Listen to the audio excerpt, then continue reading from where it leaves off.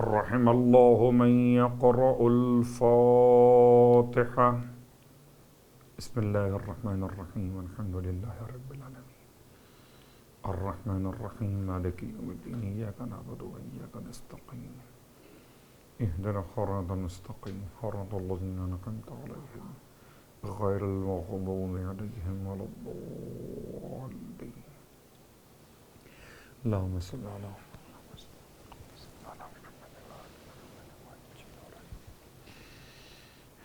اعوذ باللہ من الشیطان اللعین الرجیم بسم اللہ الرحمن الرحیم الحمد للہ رب العالمین الصلاة والسلام علی اشرف الانبیاء والمرسلین سیدنا ابی القاسم محمد وعلى أهل بيته الطيبين الطاهرين واللعنة الدائمة على أعدائهم أجمعين أما بعد فقد قال الله تبارك وتعالى في كلامه الحميد وفرقانه المجيد قوله الحق وهو أصدق القائلين بسم الله الرحمن الرحيم بقية الله خير لكم إن كنتم مؤمنين۔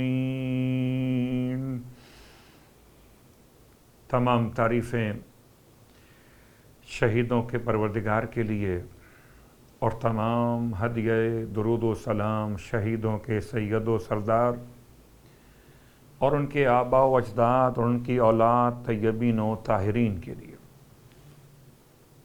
الحمدللہ الذی جعلنا من المتمسکین بالقرآن العظیم وجعلنا من المتمسکین بولایت علی بن ابی طالب علیہ السلام۔ اللہم صلی علی محمد وعلی محمد۔ عظم اللہ اجورنا و اجورکم بمصابنا بالحسین علیہ السلام وجعلنا وإياكم إن شاء الله من الطالبين بصأره مع وليه الإمام المهدي من آل محمد علیہم السلام۔ اما بعد، شکر خدائے حسین کہ آج پھر زندگی مل گئی برائے ذکر امام حسین۔ فرش عزائے سرکار سید الشہداء پر عشرہ محرم الحرام کی یہ 9ویں مجلس درگاہ ابوالفضل عباس سڈنی سے آپ کی خدمت مقدس میں بعنوان زمانہ اور امام زمانہ علیہ السلام سرنامہ کلام میں سورہ مبارکہ ہود کی آیت نمبر 86 بقیت اللہ خیر لکم ان کنتم مومنین، محرم کی پہلی تاریخ سے جس گفتگو کا آغاز کیا تھا اس گفتگو کے اختتام کی طرف آج بڑھ رہے ہیں۔ گرچہ حق ادا نہ ہو سکا، اپنی کوتاہی علمی کے ساتھ اور اعتراف تقصیر معرفت کے ساتھ پھر رب کی بارگاہ میں آپ تمام اہل ایمان کے ذریعے سے دعا گو کہ خدا ہم سب کو پھر نصیب کرے علم اور معرفت کے ساتھ اپنے زمانے کے امام کے ساتھ ذکر سرکار سید الشہداء کی عبادت۔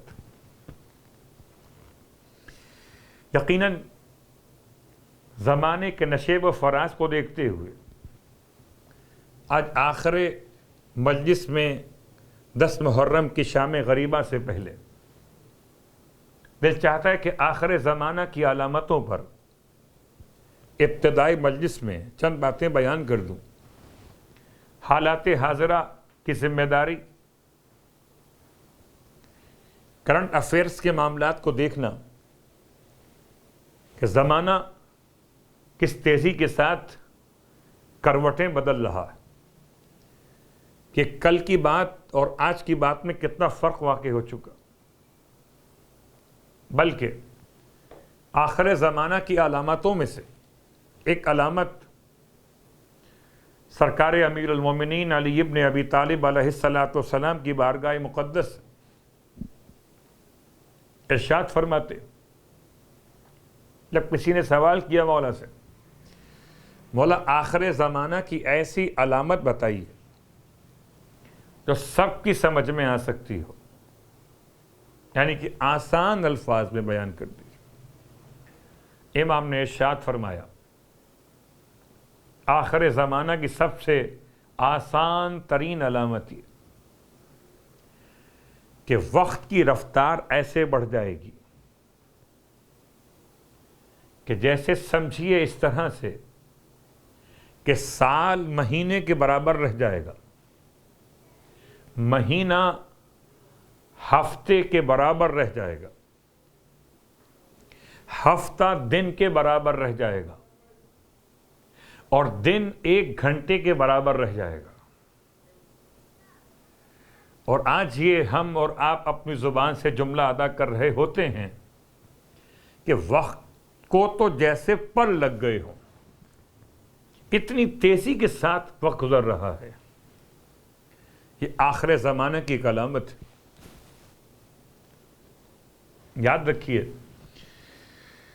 اس نظام کائنات کو اور زمانے کی رفتار کو سمجھنے کے لیے آخر زمانہ کی علامتوں میں سے 2 باتیں اور آپ کی خدمت میں سرکار ختمیہ مرتبت صلی اللہ علیہ وآلہ وسلم کی بارگاہ مقدس سے ارشاد فرماتے ہیں کہ آخر زمانہ میں 2 چیزیں ملنا بہت مشکل ہو جائیں گی. یعنی اس طرح سمجھیے کہ جیسے مل ہی نہ سکتی ہوں، اتنا مشکل ہوں گی. پہلی چیز، قابل اعتماد بھائی، قابل بھروسہ شخصیت. ہم یہ کہہ سکتے ہیں کہ اس کو قحط الرجال ہو گیا، کہ آج اچھے لوگ ملنا بڑا مشکل ہو گئے. یہ آخر زمانہ کی علامت میں سے. اس کے بعد دوسری چیز آپ فرماتے کہ رزق حلال کا 1 درہم آخر زمانہ میں حاصل کرنا بڑا مشکل ہو جائے گا. درہم تو بہت ہوں گے، رزق حلال کے کتنے ہوں گے وہ الگ موضوع ہے. بات واضح ہو رہی. آخر زمانہ کی ایک اور علامت کہ اگر کوئی آخر زمانہ میں اپنے ایمان کو سلامت لے کے مرے گا تو ملک الموت اس پر تعجب کریں گے، جو اپنے ایمان کو سلامت لے کے مر گیا ہوگا. یعنی آخر زمانہ میں ایمان کو بچانا اتنا مشکل ہو جائے گا کہ لوگ ایمان کے بغیر مر رہے ہوں گے. تو یاد رکھیے، اپنے تمام تر اطراف اور اکناف میں اپنی ذمہ داریوں کو پہچانیے. حالات و واقعات کو دیکھتے ہوئے علامات ظہور کے اعتبار سے علامات ظہور کو عالم میں تلاش کرنے کے بجائے اپنے اندر پیدا کیجیے. اوصاف انصار امام زمان. کیوں؟ اس لیے کہ سرکار ختمیہ مرتبہ صلی اللہ علیہ وآلہ ارشاد فرماتے ہیں اللہ کے حبیب کہ کاش میں اپنے دینی بھائیوں سے ملاقات کرتا. آپ کے اصحاب نے آپ کی خدمت میں عرض کی، یا رسول اللہ کیا ہم آپ کے بھائی نہیں؟ تم میرے صحابی ہو، تم مجھے دیکھ کے ایمان لائے ہو، میری بات کو سن کر ایمان لے کر آئے ہو. وہ آنے والا دور وہ ہوگا جو مجھ پر ایمان لائیں گے کتاب کے لکھے ہوئے الفاظ کو پڑھ کر، کتاب کے لکھے ہوئے الفاظ کو پڑھ کر، علماء کی بات کو سن کر مجھ پہ ایمان لے کر آئیں گے۔ آخر زمانہ کے صاحبان ایمان کو اللہ کے رسول نے اپنا بھائی کہہ دیا ہے، تو اپنا مقام پہچانیے، آپ رسول خدا کے بھائی ہیں، اور رسول خدا کے بھائی کو کیسا ہونا چاہیے تاکہ اہل زمانہ اس مقام پر پہنچیں کہ اہل یقین بنے، اہل معرفت بنے، اور اہل معرفت بننے کے بعد امام کی استقبال اور امام کی آمد کے موقع پر آپ کے ناصر بن سکے۔ اب آئیے ہم اپنی بات کو کل کی بات سے جوڑتے۔ کل آپ کی خدمت میں جناب صالح علیہ السلام کے تاریخ سے شباہت کو بیان کیا گیا امام زمان کے لیے، اور آج آخری گفتگو، کل تو صرف شام غریبہ کے مصائب رہیں گے، وہ سلسلہ شباہت انبیاء کا ایک ایسے نبی پہ لا کے روک رہا ہوں کہ جس کے بعد یہ بات ہمارے درمیان انشاءاللہ مکمل ہو جائے گی کہ زمانے کو پہچاننا ایک ذمہ داری، اور امام زمانہ کو پہچاننا ایک اور ذمہ داری، اور انبیاء کی شباہتوں کے ساتھ امام کو پہچاننا۔ ایسا نہ ہو کہ ہر کس و ناکس اگر کوئی جھوٹا دعوے دار مہدویت دعوی مہدویت کر دے تو ایمان لے کر آ جائے۔ شباہت جناب ابراہیم علیہ السلام، جناب ابراہیم اور امام زمانہ میں کیا شباہت ہے؟ سب سے پہلی شباہت جناب ابراہیم علیہ السلام کی مخفیانہ ولادت، بالکل جیسے امام زمانہ علیہ السلام کی ولادت باسعادت پوشیدہ رکھی گئی، ایسے ابراہیم علیہ السلام کی ولادت بھی پوشیدہ رکھی گئی۔ یعنی اگر غور کیجئے کہ ابراہیم علیہ السلام کی ولادت باسعادت کے بعد آپ کی نشو و نما اس طرح سے ہوتی تھی کہ جیسے عام انسان 1 سال میں نشو و نما پاتے ہیں، ابراہیم علیہ السلام 1 مہینے میں اتنی نشو و نما پا لیتے تھے، اتنے بڑے ہو جاتے تھے۔ اور جتنا عام لوگ 1 مہینے میں بڑے ہوتے ہیں، اتنا اللہ کے خلیل 1 ہفتے میں بڑے ہو جاتے تھے، اور جتنا عام لوگ 1 ہفتے میں نشو و نما پاتے ہیں، اتنا اللہ کے نبی ابراہیم علیہ السلام 1 دن میں اتنے بڑے ہو جاتے تھے۔ بالکل اسی انداز سے نشو و نما امام زمانہ علیہ السلام۔ پہلے آپ کی آمد کے بارے میں کچھ جملے بیان کر لوں۔ شعبان کی 15ویں شب امام عسکری علیہ السلام نے ارشاد فرمایا اپنی پھوپھی جناب حکیمہ خاتون سے کہ آج رات کو آپ ہمارے گھر میں قیام کیجئے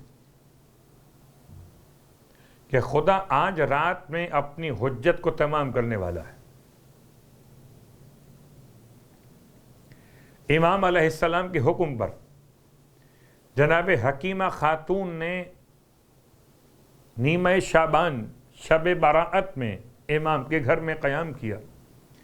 جناب نرجس خاتون سلام اللہ علیہا، اصل اسم گرامی ملیکہ خاتون، امام زمانہ علیہ السلام کی والدہ محترمہ صلوات اللہ علیہا۔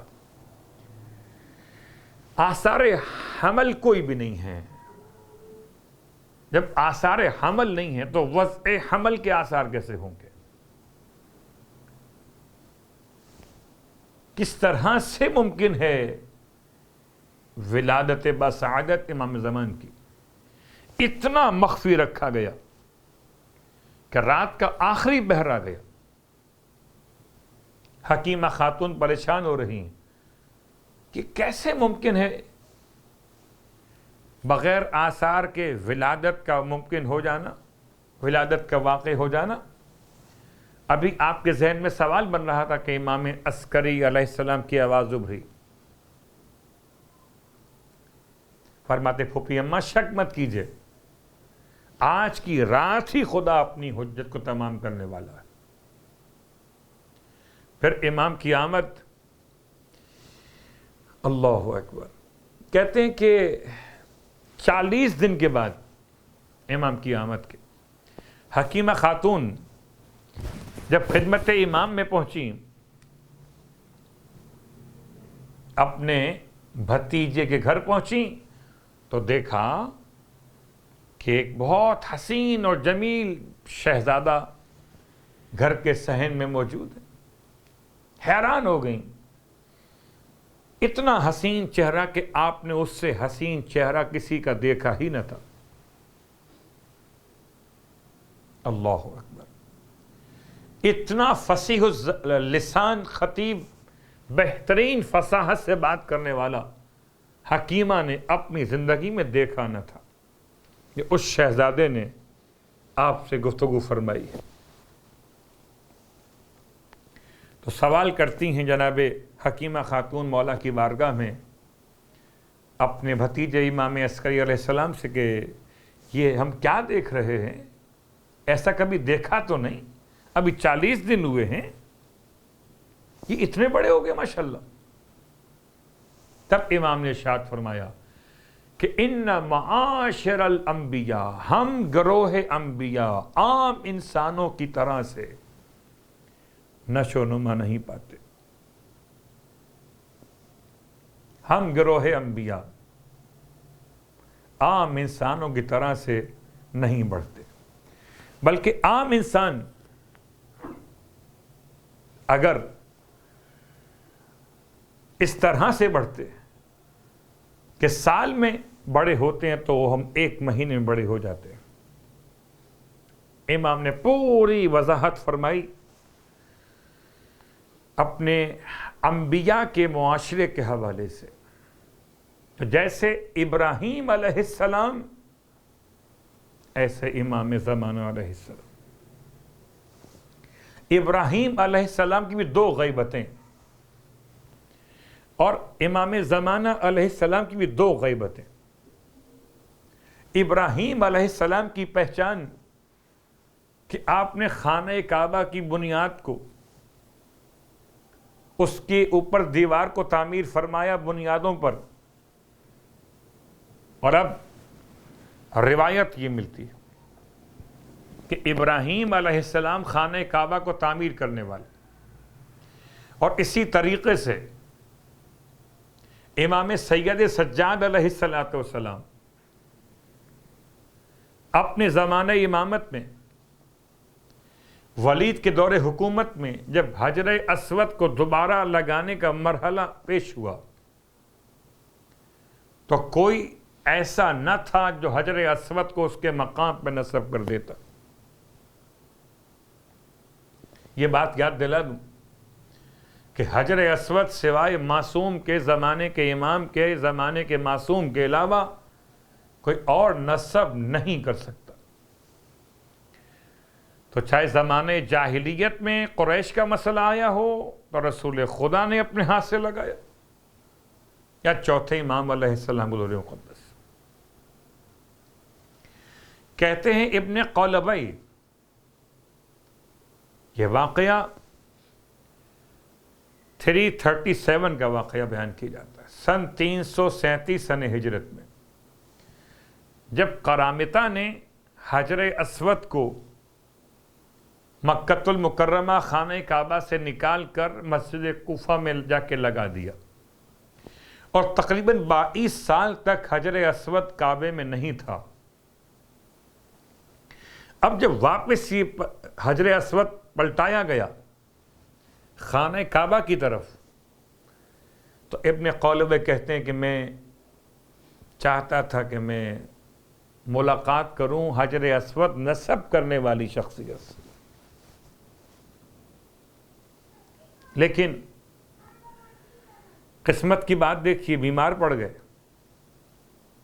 اور ایسے بیمار کے جانے قابل نہ رہے مکہ المکرمہ.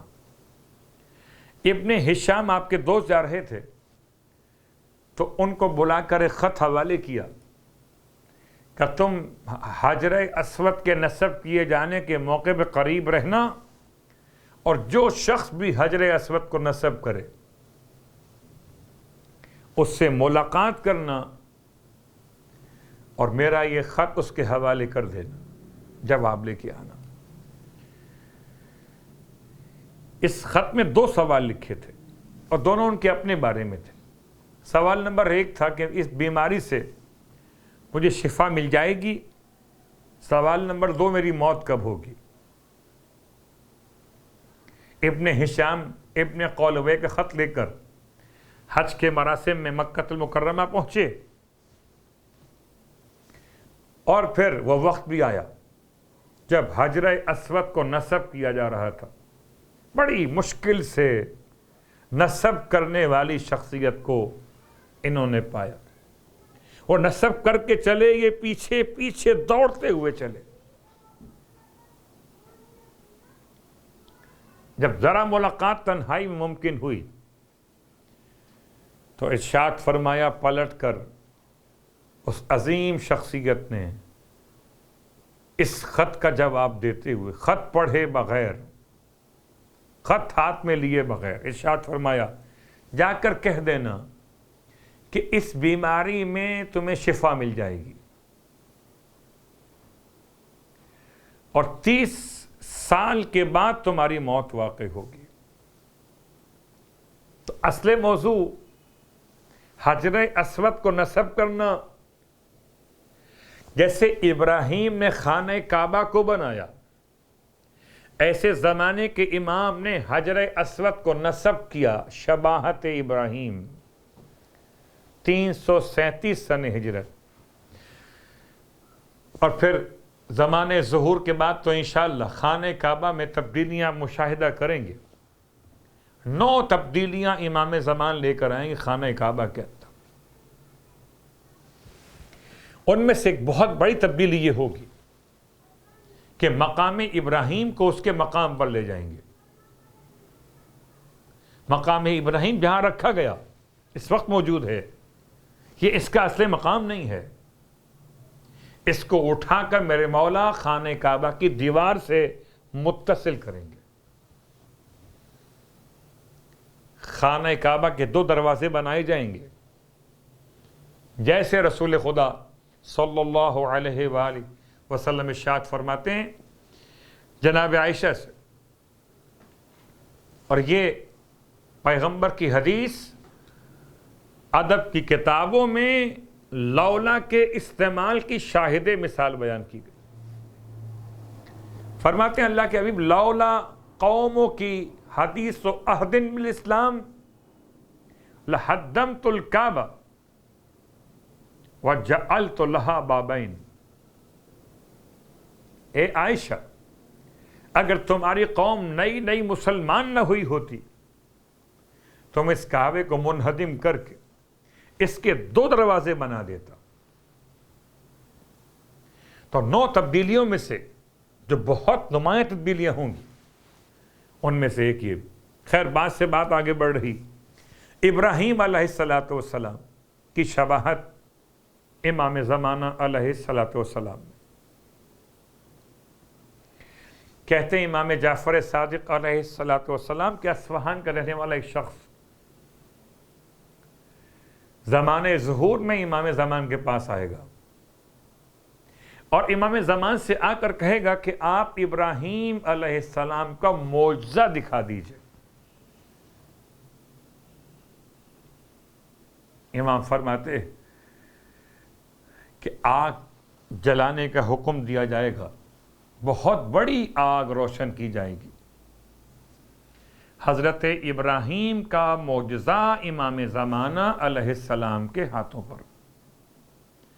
اتنی بڑی آگ کہ جتنی بڑی آگ ابراہیم علیہ السلام کے دور میں، اور پھر میرا مولا اس آگ میں داخل ہوگا، اور سورہ یاسین کی آخری آیت پڑھتے ہوئے سبحان الذی بیدہ ملکوت کل شیء والیہ ترجعون داخل ہوں گے آگ میں، اور آگ میں جانے کے بعد واپس سلامتی کے ساتھ پلٹ کے باہر آئیں گے، یا نار کونی بردا وسلاما علی ابراہیم۔ مگر یہ اصفہان کا رہنے والا بجائے ایمان کی تقویت کے کہے گا کہ یہ تو جادو کر دیا آپ نے۔ جب امام اس کے اس کفر کو سنیں گے تو پھر آگ کو اشارہ کریں گے اور آگ اسے جلا کر راکھ کر دے گی۔ آپ فرمائیں گے جو زمانے کے امام کا انکار کرے اس کا انجام یہ ہونا چاہیے۔ جناب ابراہیم علیہ السلام کی شباہت جناب امام زمانہ علیہ السلام کی شخصیت، اور اس کے ساتھ ساتھ بات کو سمیٹتے ہوئے حضرت ابراہیم علیہ السلام نے جس طرح سے اپنے زمانے نبوت میں تمام تر بتوں کو توڑ دیا، ایسے زمانے کا امام بھی ظلم و ستم کے تمام تر بتوں کو پاش پاش کرے گا۔ بس عزیزان محترم، سلسلہ گفتگو کو یہاں مکمل کرتے ہوئے کہ زمانہ، اگر انسان زمانے کے تقاضوں کے اعتبار سے اپنی ذمہ داریوں کو محسوس کرنا چاہے تو یاد رکھے کہ زمانے کے نچوڑ کو کہتے ہیں امام العصر۔ زمانہ امام زمانہ، وقت امام وقت، عصر امام العصر۔ اور پھر وہی جملہ کہ خانہ کعبہ کی دیوار سے پشت لگائے ہوئے آپ فرمائیں گے الا یا اہل العالم، آگاہ رہو اے اہل عالم، میں وہ ہوں جس کے جد کو پیاسا ذبح کر دیا گیا۔ آگاہ رہو اے اہل عالم، میں وہ ہوں جس کے جد کے جسم سے لباس نوچ لیا گیا۔ آگاہ رہو اے اہل عالم، میں وہ ہوں کہ جس کے جد کے بدن پہ گھوڑے دوڑائے گئے۔ اللہ اکبر۔ آ گئی شب عاشور، مصیبت کی رات، قیامت کی رات، شہزادیوں پہ کرب و مصیبت کی رات ہے، اور جی بھر کے دیکھ لو کہ زیارت کی رات ہے۔ کل فوج شام فتح کے باجے بجائے گی، درے لئیں کے زینب دلگیر کھائے گی۔ ارے بابا کو اپنے بالی سکینہ نہ پائے گی، اے نئے نوا تو کس کو تھپک کر سلائے گی۔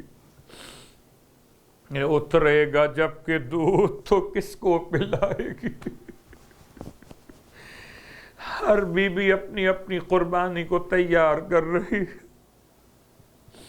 رونے والوں، 9 محرم کو امام کی روایات میں روز تاسوعہ کے نام سے یاد کیا گیا۔ روز تاسوعہ اس دن کو کہتے ہیں کہ جو 9 محرم یعنی کہ امام علیہ السلام کو تنہا کر دیا گیا، اب کوئی امام کی امداد کو نہیں آ سکتی۔ لشکر یزید اپنی کثرت میں خوش ہے، زہرا کے لال کو چاروں طرف سے گھیر لیا گیا۔ ہائے شب عاشور، قیامت کی رات تھی۔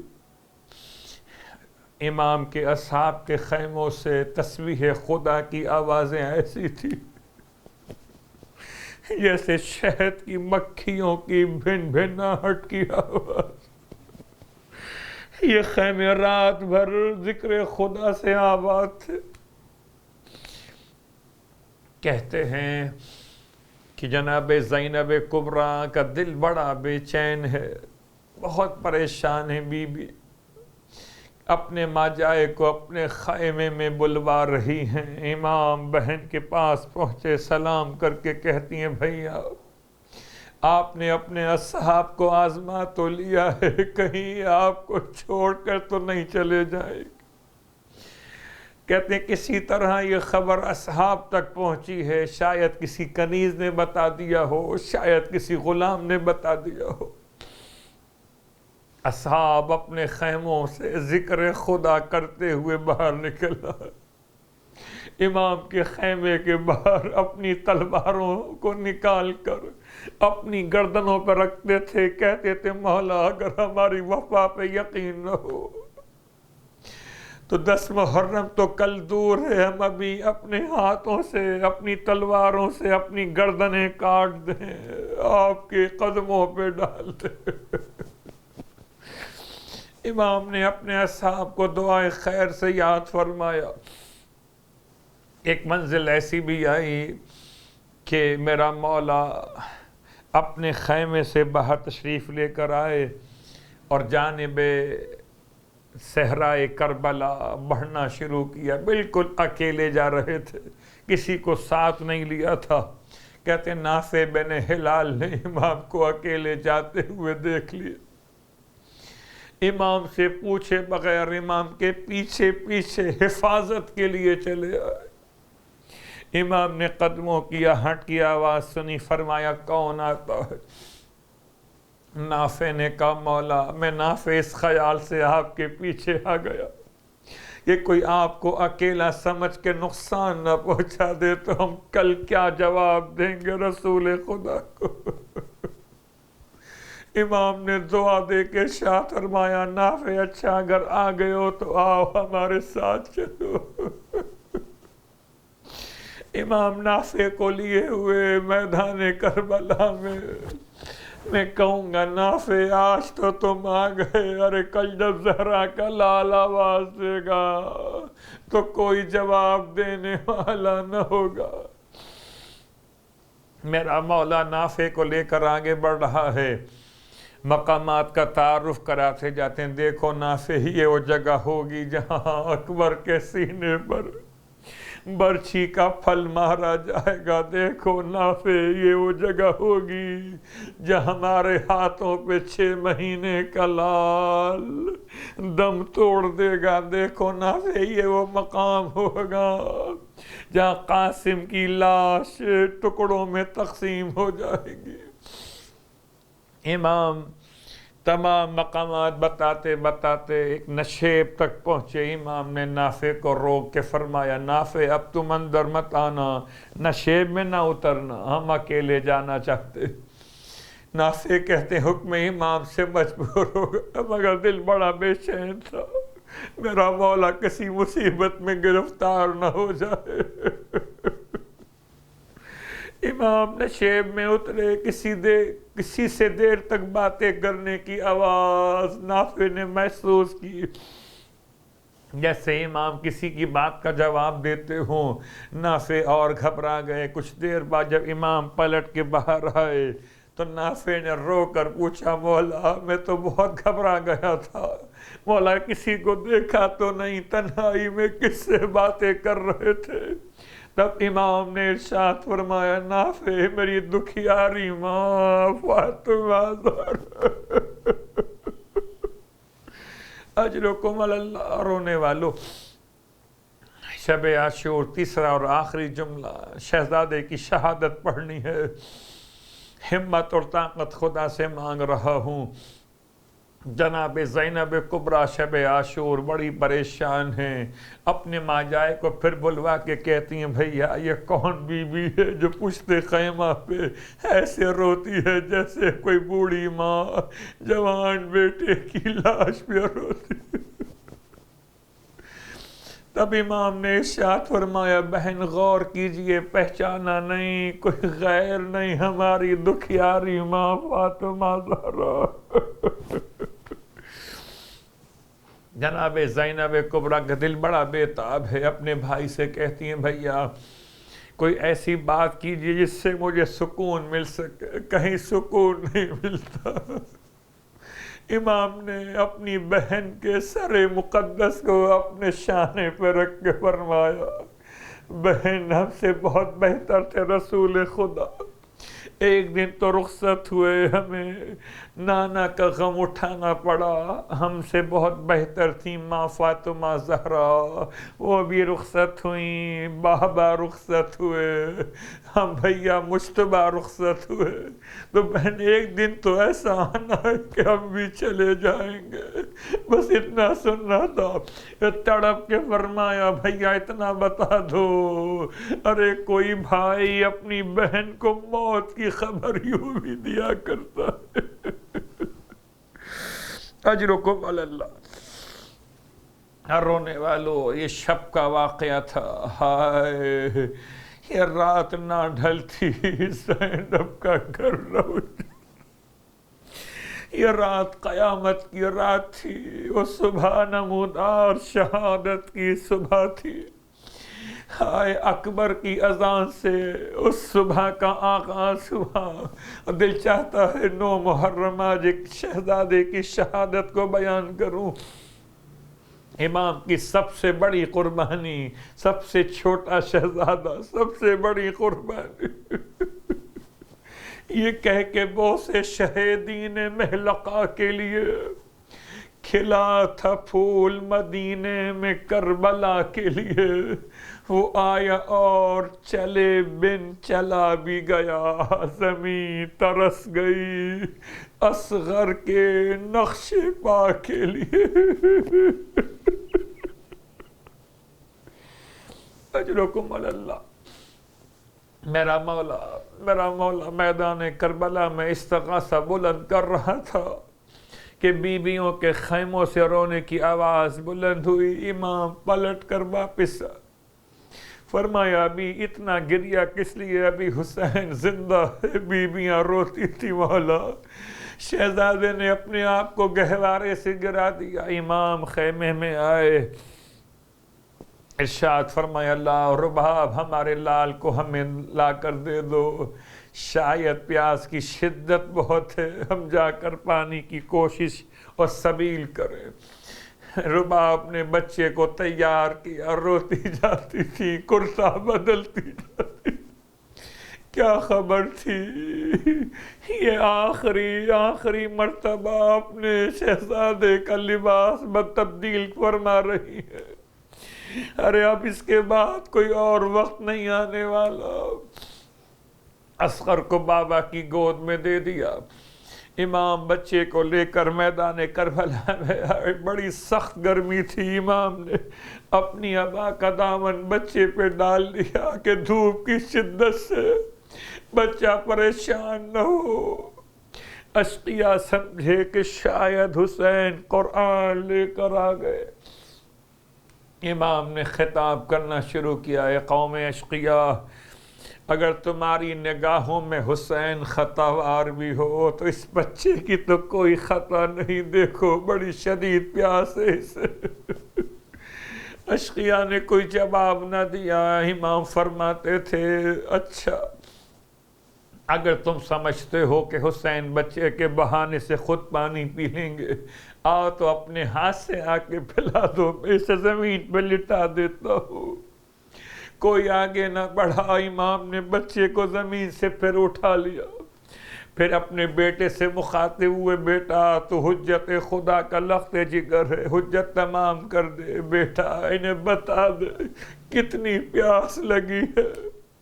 اصغر نے بابا کی بات کو پوری طریقے سے سمجھا، ایک مرتبہ اپنی ننھی سی زبان ہونٹوں پہ ایسے پھرانا شروع کی کہ قوم اشقیاء اس طرح سے رو رہی تھی، واہ غربتا کہ انقلاب سا آ گیا، ادھر انقلاب کی کیفیت تھی، ادھر ہرملا سے کہا گیا جلدی کر حسین کے کلام کو ختم کر دے۔ اس نے اتنی جلدی کی کہ سب سے بڑے تیر کو اٹھا کر اصغر کے گلے کا نشانہ لیا۔ ہائے غربت حسین! رونے والوں، اتنی ہمت و طاقت نہیں کہ سارے مصائب بیان کر سکے، بس یاد رکھیے کربلا میں لوگ ذبح تو ہوئے، نہر کوئی نہیں ہوا۔ ذبح اور نہر میں کیا فرق ہے؟ چھوٹے حیوانات کو ذبح کیا جاتا ہے، بڑے حیوان کو نہر کیا جاتا ہے۔ عجیب ظلم تھا، سب سے چھوٹے شہید کو نہر کر دیا گیا۔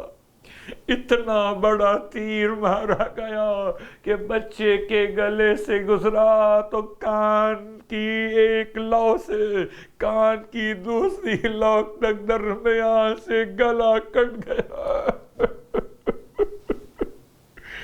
امام بچے کو لیے ہوئے اس طرح سے کہ وہ تیر امام کے بازو میں پیوست تھے اور بچے کا گلا تیر کے اندر ہے۔ واہ غربت! امام نے تیر کو ہلایا، بچہ تڑپ گیا۔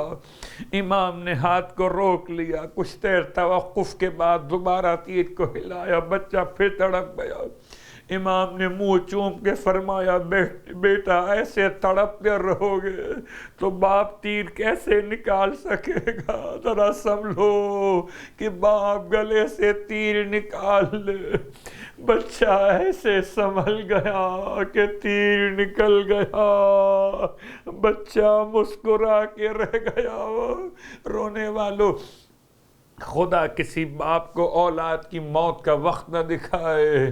ہائے بچے نے ایڑیاں باپ کی گود میں رگڑی، بچے کی آنکھیں پتلیاں باپ کی گود میں پلٹ گئی۔ امام نے خون کو چلو میں لیا، انکار آسماں کو ہے، راضی زمین نہیں۔ اصغر تمہارے خون کا ٹھکانہ کہیں نہیں، اپنے چہرے پہ مل رہے تھے انا للہ و انا الیہ راجعون پڑھتے ہوئے جانب خیام۔ واہ مصیبت!